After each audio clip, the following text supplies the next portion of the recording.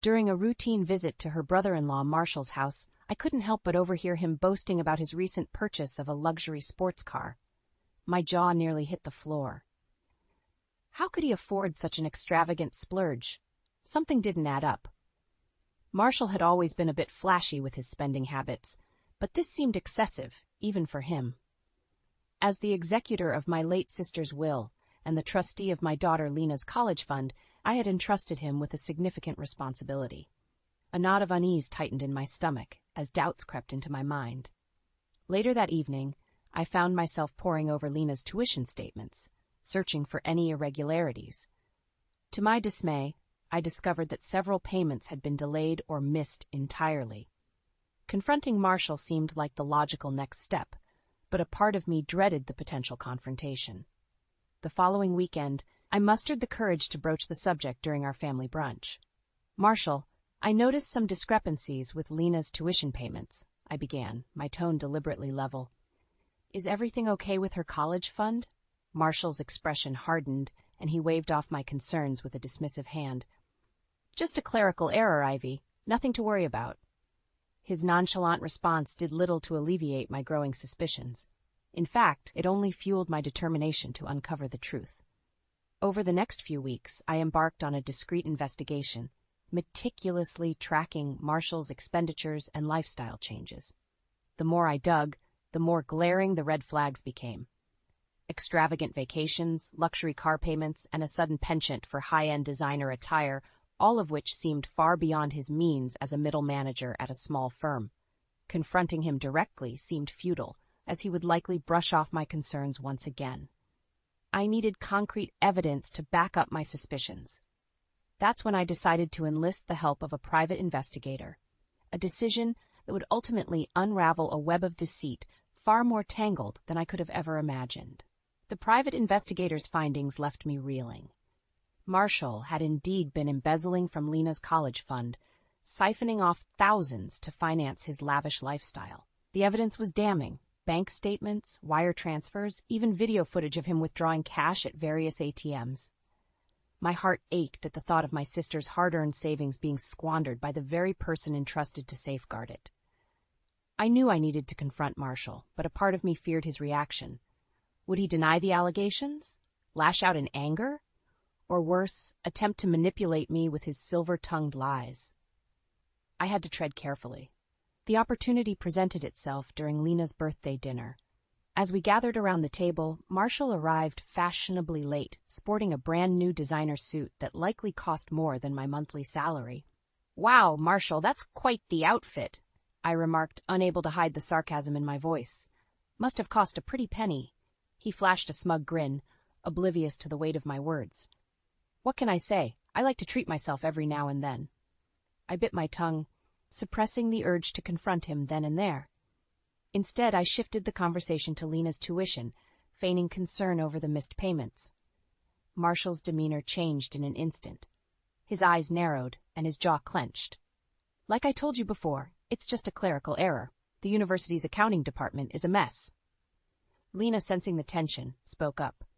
"Uncle Marshall, is everything okay with my college fund? Mom's been worried sick." He forced a reassuring smile. "Of course, sweetheart, your aunt is just being a worrywart. You know how she gets." The dinner progressed in an uncomfortable silence, punctuated by Marshall's occasional boastful remarks about his latest acquisitions. Each word further solidified my determination to expose his deceit. In the days that followed, I meticulously compiled the evidence gathered by the private investigator, organizing it into an airtight case. I also confided in my son Grant, seeking his technical expertise in gathering additional proof. Grant's eyes widened as I laid out the facts before him. "Uncle Marshall did what?" "That's low, even for him." I nodded solemnly. "I know. But we need to be strategic about how we handle this. If we confront him directly, he'll likely deny everything and try to discredit us." Grant pondered for a moment before offering a suggestion. "What if we bait him into admitting it himself? Like, have him explain some bogus banking issue related to Lena's account and secretly record his response?" A slow smile spread across my face. It was a risky plan, but one that could potentially yield the irrefutable evidence I needed to bring Marshall to justice. With Grant's technical expertise and my determination, we set the trap, eagerly awaiting the moment when Marshall's greed would be his undoing. With the evidence stacked against Marshall, I knew it was time to take decisive action. The thought of confronting him filled me with a mix of trepidation and determination. This man had not only betrayed my trust, but had also robbed my daughter of her future security. I arranged for a private investigator, Tony, to meet me at a neutral location, a quiet cafe downtown. As I awaited his arrival, my mind raced with 1,000 different scenarios, each more unsettling than the last. Tony's gruff voice snapped me back to reality. "Ivy, good to see you." He slid into the booth across from me, a thick manila envelope in hand. I nodded, my throat suddenly dry. "What have you uncovered?" Tony wasted no time in laying out the damning facts. Bank statements, wire transfers, even surveillance footage. It was all there, irrefutable proof of Marshall's deceit. With each revelation, my anger grew, simmering just beneath the surface. "This should be more than enough to nail him," Tony concluded, sliding the envelope across the table. I ran my fingers over the smooth surface, my mind reeling. "Thank you, Tony. You've been invaluable." As I left the cafe, the weight of the evidence felt like a lead weight in my hands. But it also steeled my resolve. Marshall had to be stopped, and I was the only one who could do it. The confrontation played out a few days later, during a family gathering at Marshall's house. I waited until everyone had settled in, then cleared my throat to command the room's attention. "Marshall, I think it's time we addressed the elephant in the room," I began, my voice steady despite the turmoil raging within. He quirked an eyebrow, feigning ignorance. "And what might that be, dear sister-in-law?" I let the silence hang for a moment, then dropped the bombshell. "I know you've been embezzling from Lena's college fund." A hush fell over the room as all eyes turned to Marshall. His expression darkened, his lips curling into a sneer. "That's a serious accusation, Ivy. I hope you have proof to back it up." Without a word, I slid the manila envelope across the coffee table, its contents spilling out for all to see.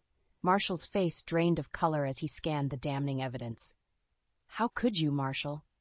My voice trembled with barely contained fury. "That money was meant for Lena's education, her future." He lashed out, his eyes wild with panic. "You don't understand. I needed that money. My business was failing, and I had to keep up appearances." The room erupted into chaos, with various family members voicing their outrage and disbelief. In the midst of the commotion, I caught Lena's gaze, her eyes brimming with tears of betrayal. Marshall's excuses fell on deaf ears as the gravity of his actions sank in. He had not only stolen from his own flesh and blood, but had also shattered the sacred trust bestowed upon him. As the dust settled, I knew that this was just the beginning. Marshall would face the full consequences of his greed, both legal and personal, and I would be there, unwavering in my determination to ensure justice was served. In the aftermath of Marshall's exposure, a palpable tension lingered in the air. Family gatherings that were once filled with laughter and warmth now carried an undercurrent of mistrust and betrayal.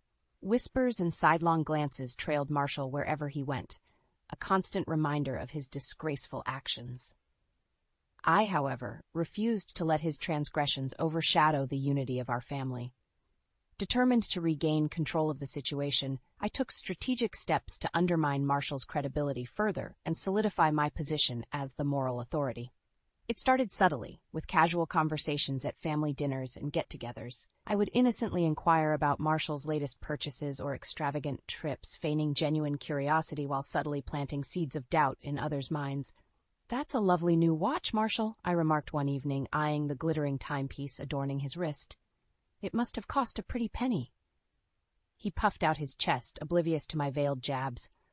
"Only the best for a man of my stature." I nodded. A tight smile plastered on my face. "I see. And how's the business doing these days? Well enough to support such luxurious tastes?" Marshall's bravado faltered for a split second, but he quickly regained his composure. "Never better, dear sister-in-law. Never better." As the weeks passed, I continued to subtly undermine his credibility, carefully orchestrating situations that would expose his lavish spending habits and questionable financial decisions.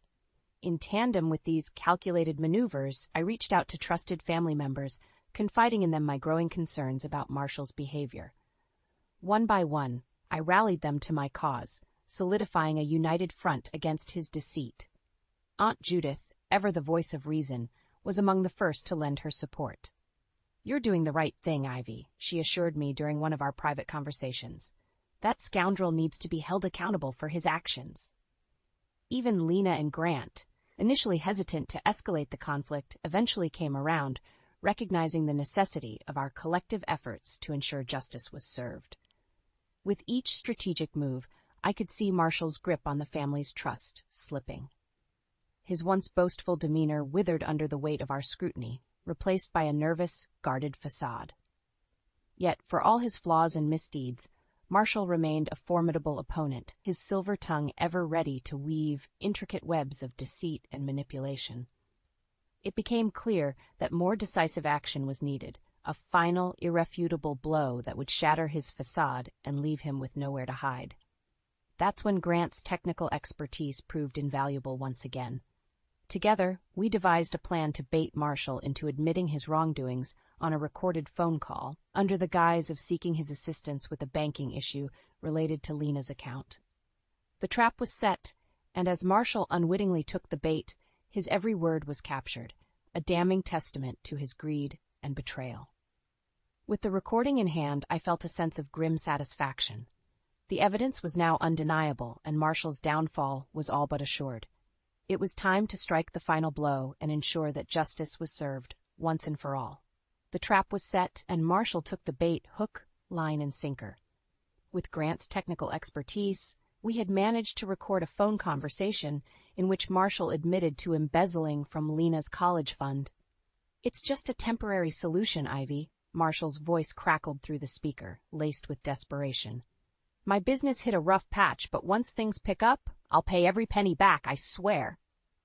I schooled my features into a mask of concern, careful not to give away the game. "I understand, Marshall, but you know how important this fund is for Lena's future. We can't afford any more mishaps." His tone shifted, taking on a placating quality. Of course. You have my word. This won't happen again." With each falsehood that tumbled from his lips, my anger simmered beneath the surface. This man, entrusted with safeguarding my daughter's future, had betrayed us in the most despicable way. As the call ended, I glanced at Grant, who gave me a subtle nod. The evidence was irrefutable, a damning indictment of Marshall's greed and deceit.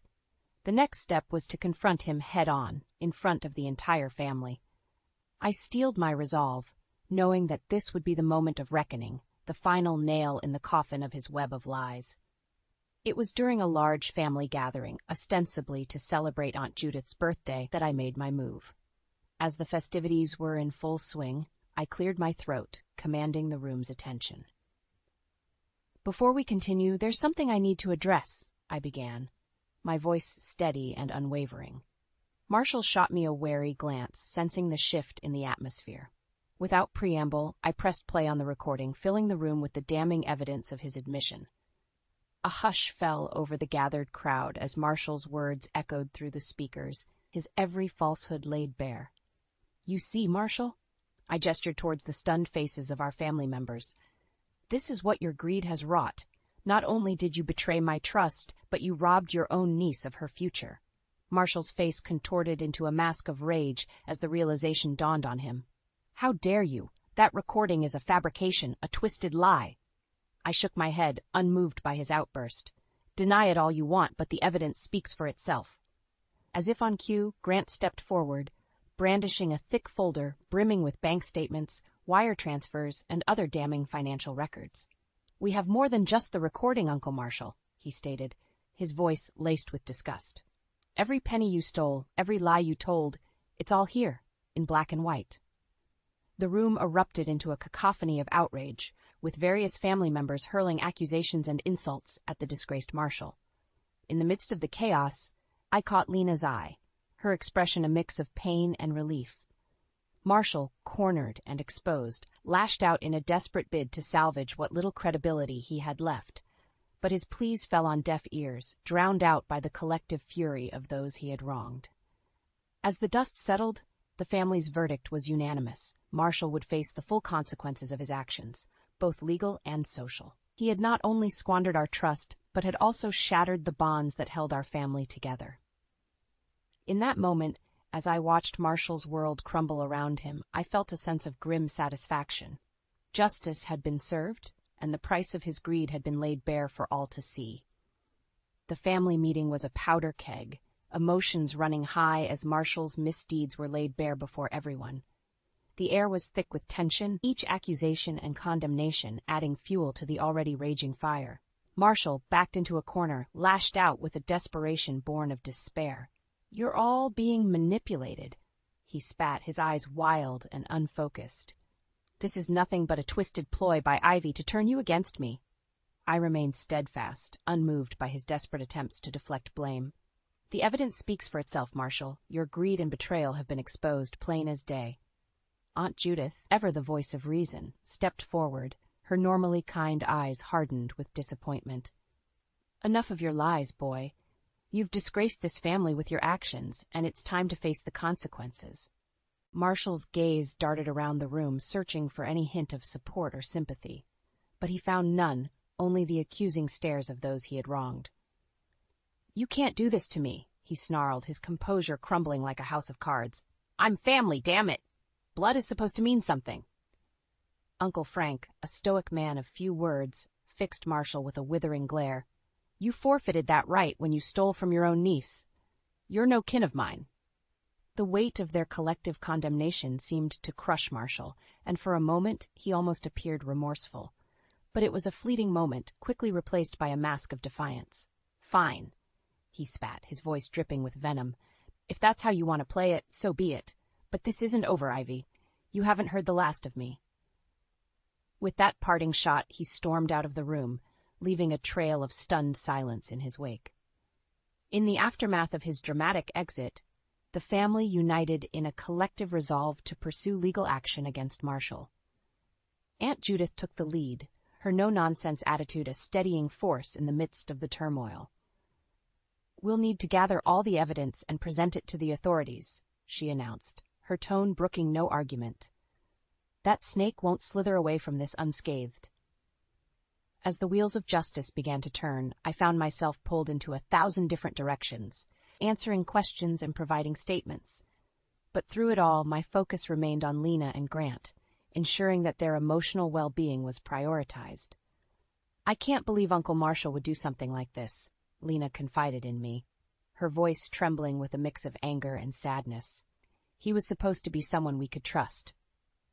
I pulled her into a comforting embrace, my heart aching for the pain she was enduring. "I know, sweetheart, but we'll get through this together, and we'll make sure he faces the consequences of his actions." Grant, ever the pragmatist, took a more analytical approach. "At least we have the evidence to nail him," he pointed out, his brow furrowed in concentration. "He can't worm his way out of this one." As the legal proceedings unfolded, Marshall's web of deceit began to unravel. Each lie and fabrication exposed to the harsh light of truth. It was a slow, agonizing process, but one that was necessary to ensure that justice was served. Through it all, I remained a steadfast pillar of strength for my family, unwavering in my determination to see this through to the bitter end. Marshall's betrayal had shaken us to the core, but it had also forged a newfound unity, a resolve to stand together against those who would seek to tear us apart. As the final verdict was handed down, a sense of catharsis washed over me. Marshall's fate was sealed, his greed and deceit having finally caught up with him. It was a bittersweet victory, tempered by the pain of his betrayal, but a victory nonetheless. And in that moment, I knew that our family had emerged stronger, more resilient than ever before. The scars of Marshall's actions would linger, but they would serve as a reminder of the importance of trust, loyalty, and the unbreakable bonds that true family shared. The courtroom was a battleground, a stage upon which Marshall's misdeeds were laid bare for all to witness. Each damning piece of evidence, every financial record and wire transfer, painted a vivid picture of his greed and betrayal. As the prosecution methodically built their case, Marshall's once confident demeanor crumbled, his mask of arrogance giving way to fear and desperation. Gone was the smooth-talking charmer who had so easily manipulated those around him. In his place sat a broken man, his lies and deceit exposed for all to see. When it was my turn to take the stand, I felt a surge of determination coursing through my veins. This was the moment I had been preparing for, the culmination of months of anguish and turmoil.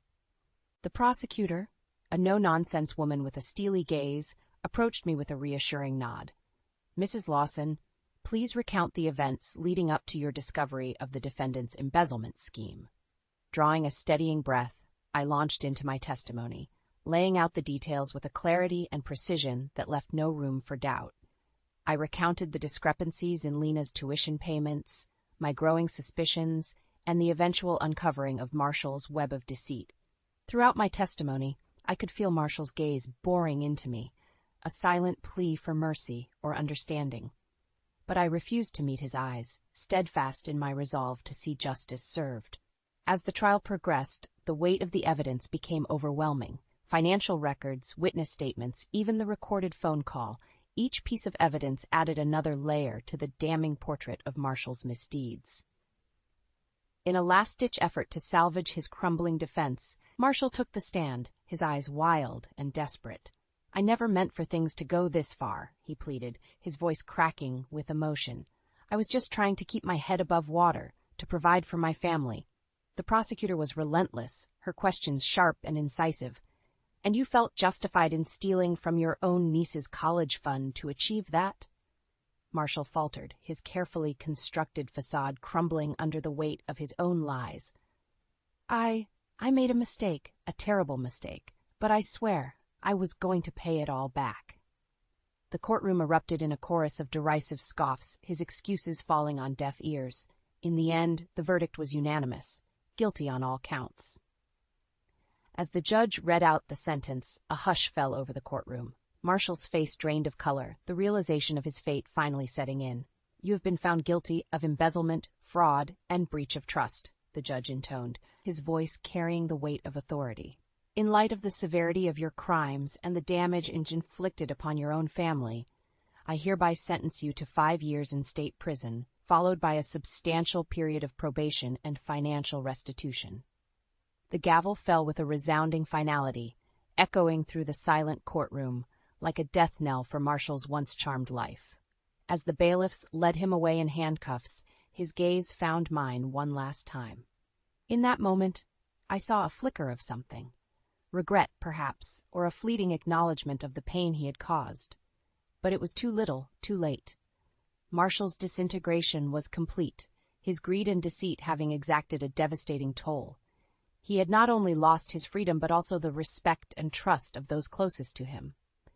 In the aftermath of the trial, our family rallied around Lena and Grant, determined to help them heal from the trauma of Marshall's betrayal. Aunt Judith and Uncle Frank took the lead in securing Lena's college fund, ensuring that her dreams of higher education would not be derailed by her uncle's misdeeds. As for me, I found solace in the knowledge that justice had been served, that Marshall's actions had not gone unpunished. It was a bittersweet victory, tinged with the sadness of a family torn asunder, but a victory nonetheless. And through it all, I remained steadfast in my role as the matriarch, a pillar of strength and resilience for my children and extended family. We had weathered the storm, emerging battered but unbroken, our bonds forged anew in the fires of adversity. The aftermath of Marshall's downfall was a whirlwind of emotions: relief, anger, and a strange sense of emptiness. As he began serving his prison sentence, the weight of his betrayal seemed to settle over our family like a heavy shroud. In the weeks and months that followed, I witnessed the toll his actions had taken on Lena and Grant. Lena, once a bright and carefree young woman, became withdrawn and guarded, her trust in others shaken to the core. "How could he do this to us, Mom?" she would ask, her eyes brimming with tears. Uncle Marshall was supposed to be family. I would hold her close, offering what little comfort I could. "I don't have all the answers, sweetheart, but we'll get through this together. We're stronger than his greed and lies." Grant, ever the pragmatist, channeled his anger into his studies, throwing himself into his computer science coursework with a renewed fervor. "At least we got that scumbag locked up," he muttered one evening, his brow furrowed in concentration. "He won't be able to hurt anyone else." Aunt Judith and Uncle Frank rallied around us, offering their unwavering support and guidance. Together, We navigated the legal intricacies of securing Lena's college fund, ensuring that Marshall's misdeeds would not derail her educational dreams. "That boy has brought shame upon this family," Aunt Judith declared, her voice thick with disappointment. "But we won't let his actions define us." As the dust settled, I found myself reflecting on the painful journey that had led us to this point. The betrayal, the emotional turmoil, the arduous pursuit of justice, it had all taken a toll, both emotionally and financially. But through it all, a newfound resilience had emerged, a steely determination to rebuild and forge ahead, stronger than ever before. "We made it, Mom," Lena murmured one evening, her eyes shining with a glimmer of hope. "We survived Uncle Marshall's lies." I smiled, feeling a sense of pride swell in my chest. Yes, we did, and will continue to thrive, despite his best efforts to tear us down. In the years that followed, our family became a beacon of strength and unity in the face of adversity. Lena graduated with honors, her college fund intact and her future bright. Grant excelled in his studies, securing a coveted internship at a renowned tech company, and I, the steadfast matriarch, watched over them with a renewed sense of purpose. Marshall's betrayal had been a harsh lesson, but one that had ultimately brought us closer together, strengthening the bonds that truly mattered. As for Marshall himself, he faded into a distant memory, a cautionary tale of greed and the consequences of breaking sacred trusts. His name was seldom spoken, that his existence relegated to the shadows of our family's history. On the rare occasions when he did cross our minds, it was with a mix of pity and contempt. Pity for the man he had become, consumed by his own greed and deceit, and contempt for the pain he had inflicted upon those who once loved him. But we refused to let his actions define us. Instead, we channeled our energy into building a new foundation, one built upon the bedrock of trust, loyalty, and an unwavering commitment to one another. And as I looked around at my family, their faces alight with hope and determination, I knew that we had emerged from the crucible of Marshall's betrayal stronger, more resilient than ever before. The scars of his actions would forever be a part of our history, but they would serve as a reminder of the importance of vigilance, of never taking the bonds of family for granted. For in the end, it was those bonds, unbreakable, unwavering, that had carried us through the darkest of times and would continue to guide us towards a brighter future, free from the shackles of greed and deceit.